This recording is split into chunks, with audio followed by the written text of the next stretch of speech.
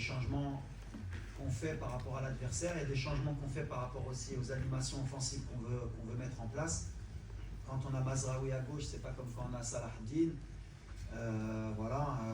L'opposition aussi, quand on est face à la Zambie ou face au Mali, c'est différent aussi par rapport à la puissance que peut dégager certaines équipes. On s'adapte. J'ai pas un 11 type réel. Bien sûr qu'il y a des cadres qui sont souvent là. Il y a des joueurs aussi sur qui je compte énormément et qui ont ma confiance depuis très longtemps, qui m'ont rarement déçu aussi. Mais voilà, aujourd'hui on a un effectif, en tout cas j'ai un effectif à disposition qui me permet de pouvoir faire des changements d'un match à l'autre. Il y en a qui gagnent des points, il y en a qui en perdent, il y en a qui peuvent revenir, il y en a qui peuvent ne pas revenir. C'est après la compétition aussi qui décide. Et aujourd'hui, voilà, on n'a plus le temps aussi de faire beaucoup d'essais ou de tenter des choses. On est sur nos certitudes, on est aussi sur beaucoup de résultats positifs depuis 1 an et demi.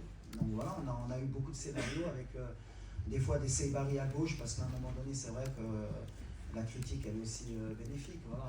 Dire que Seybari ne peut pas jouer à gauche, les derniers matchs qu'on avait joué à gauche, il avait marqué des buts. Je ne suis pas adepte de quand il y a un match qui se déroule pas bien au niveau du résultat pour dire que tout va mal. Si on avait suivi Brahim, à un moment donné, la question de Brahim, c'est pas un joueur de couloir, c'est un joueur qu'il faut positionner numéro 10. Quand il est numéro 10, aujourd'hui, c'est les meilleurs joueurs de la CAN. Et comme par hasard, il joue à droite. Mais comme par hasard, comme ça se passe bien pour lui, Brahim, aujourd'hui, c'est trop facile de pouvoir juger les choses comme ça. Moi, je vois plus le côté technico-tactique. Aujourd'hui, on a des armes. On peut jouer avec Abdé, on peut jouer avec Isma à gauche, on peut jouer même avec Talbi, on peut jouer avec Ben Seguir, qui des fois est au milieu, mais qui peut jouer à gauche. On peut jouer avec Mazraoui arrière-gauche, on peut jouer avec Salah Din. On peut jouer avec Massina qui, à un moment donné, quand il était venu, non, mais c'est un arrière-gauche, je ne peux pas jouer défenseur central, mais aujourd'hui, il est défenseur central et ça se passe bien. Voilà, on a des solutions. On peut jouer avec Targaline au milieu, comme avec Amrabat ou avec Elianaoui, mais chacun a ses qualités. Et par rapport à l'adversaire, il faut faire les bons choix. On peut jouer avec Bilal au milieu, comme on peut jouer avec Ounahi, on peut jouer avec Sebari, on peut jouer avec Ben Seguir, on peut jouer avec Akhomash. Pourquoi Akhomash il joue moins? On peut jouer avec. On a le choix aujourd'hui. J'ai bâti cette équipe avec le staff et aussi avec les joueurs pour qu'on ait justement le moins de surprises possible, qu'on puisse s'adapter. Mais sur le match de la Zambie, bien sûr que voilà, il y a eu des choses très positives. On a beaucoup plus de certitude sur le plan aussi offensif. Est-ce qu'on va continuer comme ça dans la compétition? On verra. Mais en tout cas, voilà, moi je ne suis pas surpris d'Abdé. Par exemple, Abdé, pourquoi il n'a pas débuté?